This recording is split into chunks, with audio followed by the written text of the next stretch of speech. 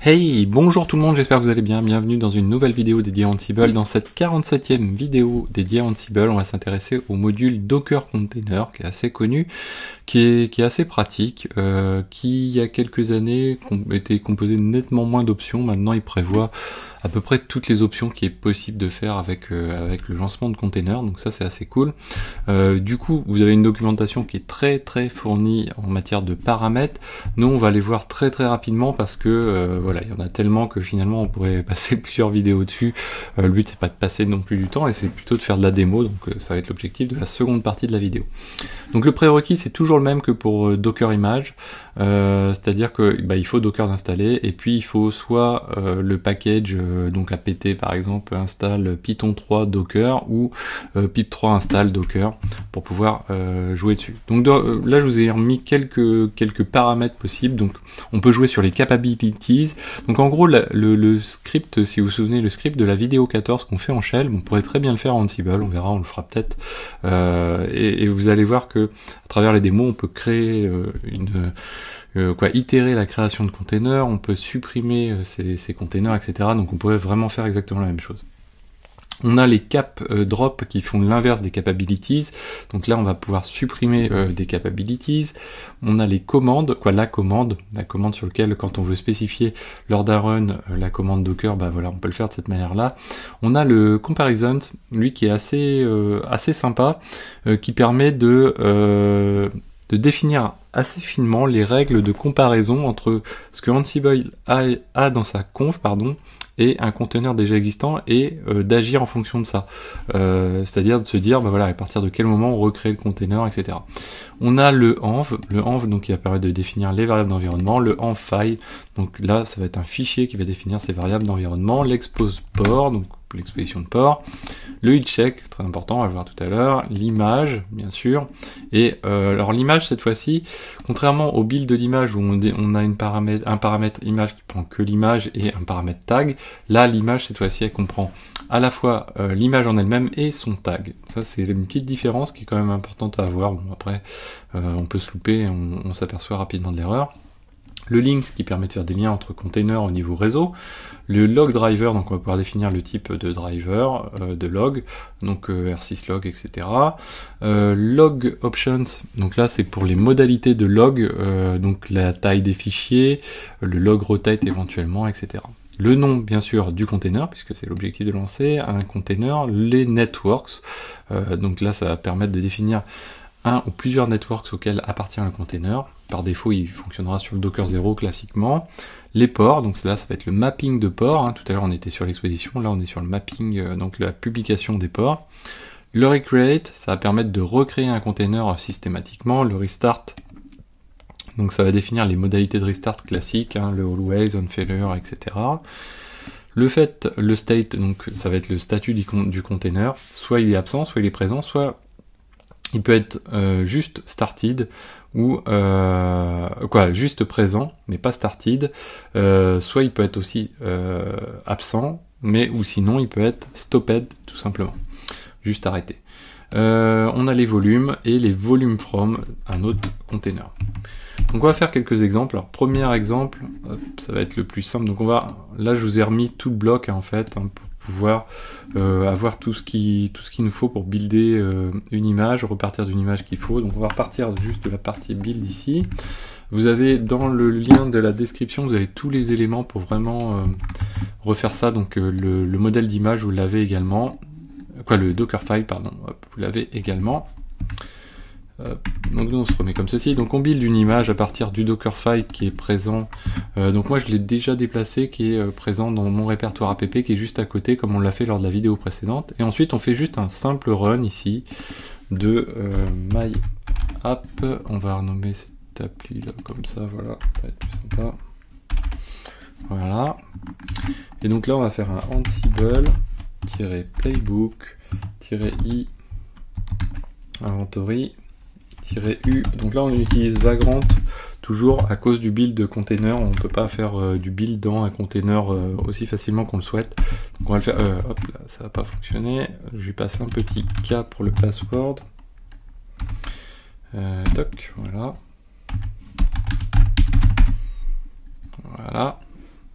Donc là il se connecte à ma machine qui est juste à côté ici, donc qui est celle-ci.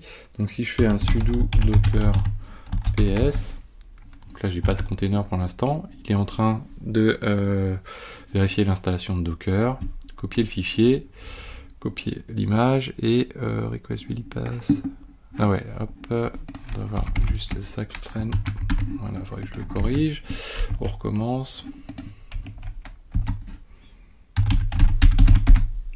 C'est parti. Hop. Donc là, il est en train de builder l'image. Ça va aller assez vite. Et derrière, il va nous lancer le container. Vous voyez, dans le mode le plus simple, c'est-à-dire juste le nom du container, l'image en question, je vous disais surtout le tag avec, et le statut, il est started. Là, si je refais mon docker ps, vous voyez que j'ai bien mon image qui a été lancée, mon container C1. Donc ça, je dirais pas grand-chose de trop poussé de ce côté-là. Ensuite, qu'est-ce que l'on peut faire? Alors, hop. On peut très bien, donc si on veut s'amuser, utiliser, donc vous avez l'option detach et la possibilité de spécifier une commande. Donc dans le mode un petit peu pour s'amuser, quoi, on va dire, on va se faire un petit slip de quelques secondes sur un container. Pour ça, c'est assez simple. Hop. Voilà. Comme ceci. Donc ce qu'on fait à la suite de l'autre container, on crée un deuxième container qu'on va appeler C2 sur une base d'Ubuntu Latest. Et ce qu'on va faire, on va le démarrer en mode non detach, donc sans le -d. Du coup, il va reposer uniquement sur le process de la commande sleep10. Et du coup, quand le sleep10 va être terminé, donc Ansible lui va attendre la fin de cet élément-là. Vous allez voir qu'au bout de 10 secondes, il va nous rendre la main, il va nous dire ok, pas de souci, et que le container, lui, pour le coup, il aura été arrêté. Donc si on relance les choses, donc là, ce qui est important, c'est juste le commande et le detach, vous voyez, en plus. Donc là, il va runner, donc il a runné le premier, mais finalement, il n'a rien eu à faire. Donc là, il est sur le deuxième, donc il est en train de télécharger l'image Ubuntu Latest. Là, vous voyez qu'il vient de faire le nécessaire, y compris les 10 secondes en question. Donc si je regarde, si je fais un docker ps, j'ai rien, j'ai pas de conteneur supplémentaire, et un ps-a, effectivement, je l'avais bien avec un slip de 10. Si on continue, qu'est-ce qui est possible de faire? Il est possible également donc d'exposer le port du container en question, hein, donc comme ceci. On va se remettre sur celle-ci. Donc si on met port, donc pas expose port, mais port tout court, si je mets 8888, 8080 de cette manière-ci, je sauvegarde, bon, lui on peut le supprimer, on n'en a plus besoin, voilà, toc, que je lance, hop, comme ceci. Donc là il va juste exposer le port. Donc moi MyApp, c'est une application qui écoute sur le port 8080 à base de Flask, hein, c'est l'équivalent d'une pseudo API pardon. Donc là il est en train de runner, ça va aller assez vite, et il va réexposer le port. Hop, voilà. Donc si on se remet ici, je fais un docker ps. Là j'ai bien, vous voyez, il a reconstruit, et si je fais un curl 127.0.0.1 sur le 8888 / select, je crois que j'ai ça, si je fais un insert, donc il s'auto-insère des éléments, et que je refais un select, vous voyez que j'ai bien des datas, donc j'ai bien quelque chose de fonctionnel, pas de souci. Alors, ensuite, qu'est-ce qu'il est possible de faire? Et on peut donc imbriquer ça avec une phase de test. Donc voilà, de cette manière-ci, par exemple. Donc là, ce qu'on va faire, on va réutiliser un module qu'on a déjà vu par le passé, qui s'appelle URI. Et ce module, si vous vous souvenez, il fait l'équivalent, en gros, d'un curl. Là, qu'est-ce qu'il va faire? Il va faire le curl qu'on vient de faire, hein, finalement, avec le select. Il va attendre un code retour de 200. Et tant qu'il n'a pas un code retour de 200, ce qu'il va faire, il va attendre 1 seconde et il va retester comme ça pendant 120 fois, c'est-à-dire 2 minutes. Et sinon, après, il va échouer. Nous, en l'occurrence, bon, c'est du Python, du Flask, ça va répondre aussitôt, quoi. Hop, voilà. Donc ça, c'est très très pratique. C'est quand vous avez plusieurs instances. Donc là on n'a pas encore vu les stratégies au niveau de Ansible, mais ce qui est possible dans les stratégies de Ansible, c'est plutôt que de faire en parallèle les machines. Admettons qu'on ait 3, 4 machines de cette manière-ci, on peut très bien dire, bah écoute, les machines, tu les fais une par une. C'est-à-dire que Ansible va faire une première boucle de tout ça, et quand il va arriver ici, il va attendre, et il passera pas à l'autre machine tant qu'il n'aura pas ce code retour à 200. Ça veut dire que si votre applicatif, par exemple, ne démarre pas, il va pas y avoir d'effet en cascade où on va planter 10 machines en même temps. Il va planter la première, mais éventuellement, il va pas planter les autres. Donc si vous avez un load balancer devant, ça veut dire que le service sera toujours rendu. Donc ça, c'est assez pratique. Revenons-en à Docker, donc la possibilité aussi de définir un heal check. Donc moi, dans mon container, j'ai un curl qui est présent. Hop, voilà. Ceci, on va le faire. Donc j'ai un curl qui est installé dans mon container Alpine. Et donc là, qu'est-ce qui va se passer? Hop, ouais, alors je l'ai pas bien fait. Voilà, toc. Hop. Donc là, ce que je vais faire, c'est que je vais utiliser le heal check de Docker que je vais configurer à ma manière en utilisant le curl à l'intérieur du container. Donc je suis bien à l'intérieur du container. Donc le port que je vais checker, c'est celui de l'intérieur du container en 127.0.1, de l'intérieur du container via un curl. L'intervalle de check, c'est toutes les 5 secondes. Le timeout, s'il ne répond pas, c'est 10 secondes. Et il fait 3 tentatives. On a le start période, lui, qui permet de dire, bah, écoute, tu commences à faire ce check, ce heal check, uniquement à partir de 10 secondes, donc il va attendre 10 secondes et il va commencer à faire ses checks. Ça, si vous avez des applicatifs type Java, etc., qui mettent un petit peu de temps à se starter, c'est très pratique. Donc c'est quelque chose, là c'est plutôt de l'ordre du Docker, hein. Ansible n'a rien à voir avec ça. Donc là on relance, on a notre curl qui va tourner, donc on va attendre 2 secondes. Voilà, alors si je regarde, j'ai peut-être oublié un petit truc, on va voir. Docker PS. Donc là, vous voyez qu'on est dans la période des 10 secondes, donc il est en mode starting. Starting toujours. Hop. Alors ça devrait se passer. Toujours starting. C'est marrant, ça fait 17 secondes. Voilà, unhealthy. Je sais pas pourquoi il a mis autant de temps que ça, il a pas dû démarrer aussitôt. Donc là il est unhealthy, alors tout simplement pourquoi? Parce que je vous ai dit que j'avais un curl, mais là je dois pas l'avoir, je pense. Si je fais hop hop hop, ouais voilà. Donc là ce qu'on peut faire, c'est hop, on va lui rajouter un curl, comme ceci, à notre image. On va créer donc une nouvelle version de notre image, donc on va appeler 1.v1.1 et ici on va builder la v1.1, toc, voilà, on va relancer tout ça, vagrant, hop, et c'est parti. On va le laisser comme ça, on va regarder qu'est-ce qu'on a d'autre comme exemple sympathique. Alors, autre exemple super sympa, c'est celui-ci. Donc on va pouvoir aussi itérer la création de containers grâce à WithSequence, qui est quelque chose d'assez assez standard au niveau de Ansible, c'est une boucle, hein. Donc il y a plusieurs manières de faire des boucles, on l'a déjà vu avec Ansible. Celui-ci va permettre, à partir d'un count, de faire des boucles X fois, et donc on va pouvoir créer X containers grâce à ça.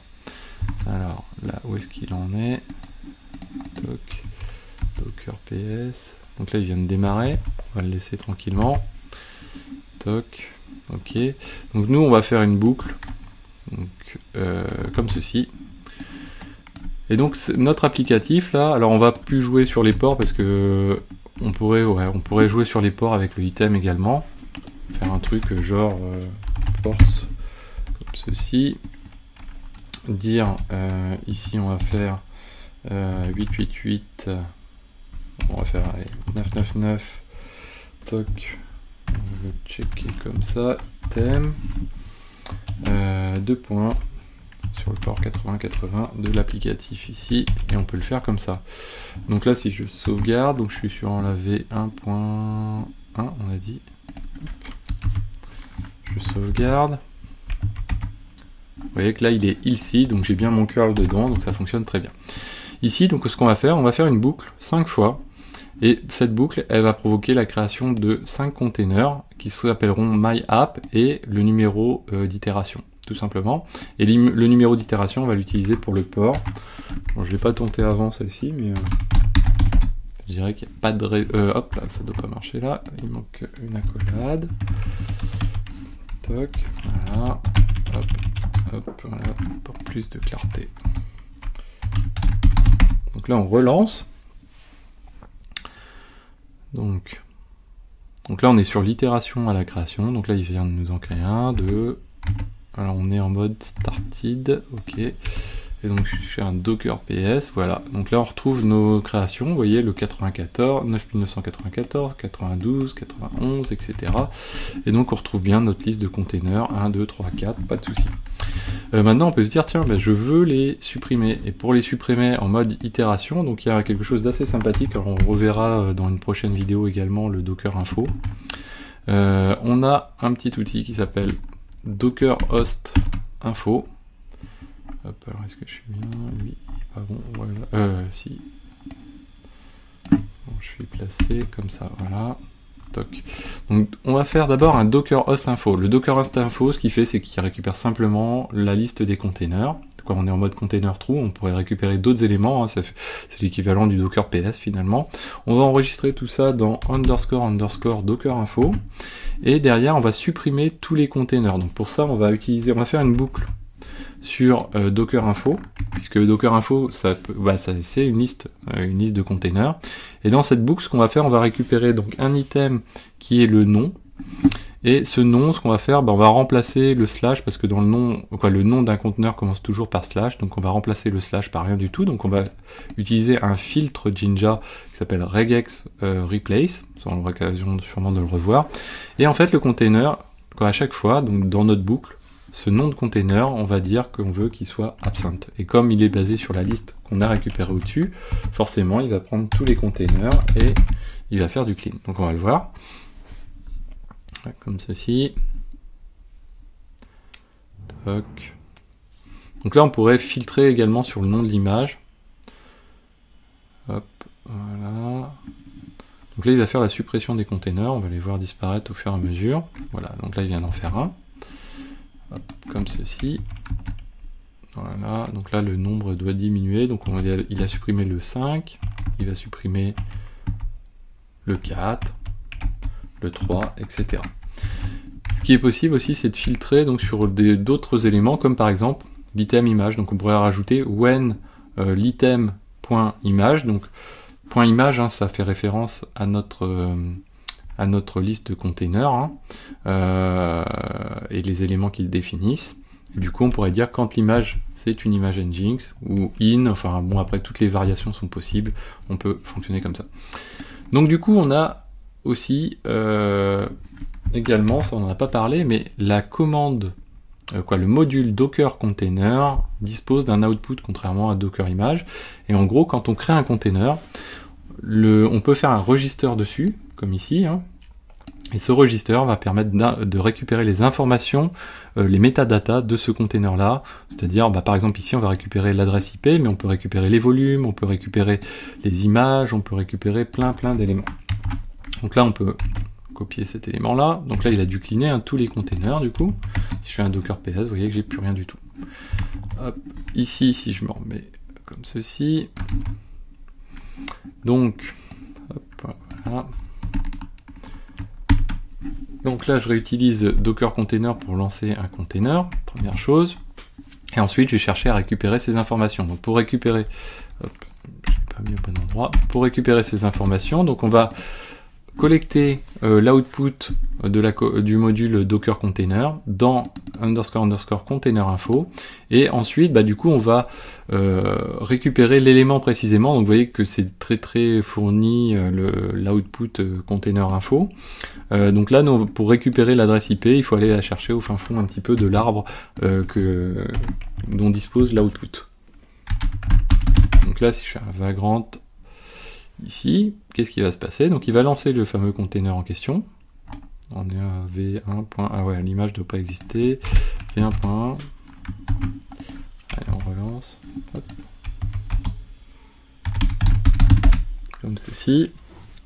Donc là, il va relancer. Donc l'image c'est bon, le build c'est bon. Là, il lance le container. Et derrière, vous voyez qu'on récupère l'IP. Ça veut dire que par exemple, si vous voulez enchaîner par un curl, par l'URI qu'on a testé tout à l'heure avec le module, on peut le faire. Bref, plein de choses qu'on peut faire, y compris si vous voulez, je sais pas, si vous avez instancier une base de données et que vous voulez la renseigner dans votre applicatif, vous pouvez également le faire de cette manière-ci. Du coup, si l'IP varie, bah, vous êtes totalement agnostique de cette IP, quoi. Et ça, c'est assez sympathique. Voilà, bon, c'est juste un exemple comme ça.